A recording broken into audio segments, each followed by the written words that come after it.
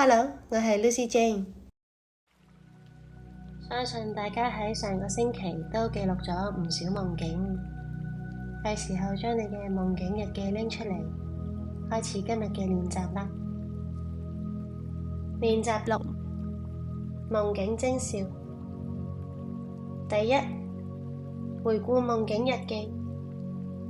如果已經記錄咗10篇日記或者以上，你可以回顧日記，喺入面揾出夢境徵兆。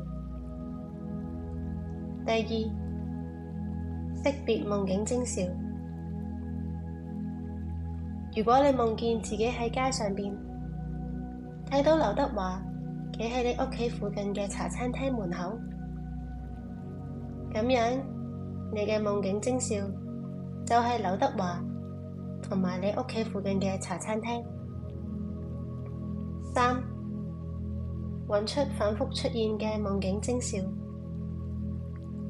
如果你夢到好多次劉德華，呢個就係一個反覆出現嘅夢境徵兆。反覆出現嘅夢境徵兆意味住反覆出現嘅清明夢機會㗎。4，努力咁喺未來識別呢啲夢境徵兆。呢種努力會滲透喺你嘅夢入邊，最終你會喺發夢嘅時候開始識別夢境徵兆，而且變得清明。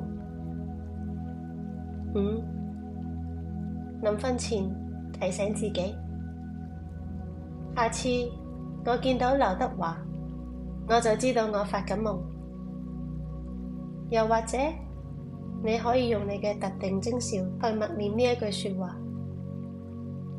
當你下一次夢見你嘅夢境徵兆，清明觸發器就會被激活㗎喇。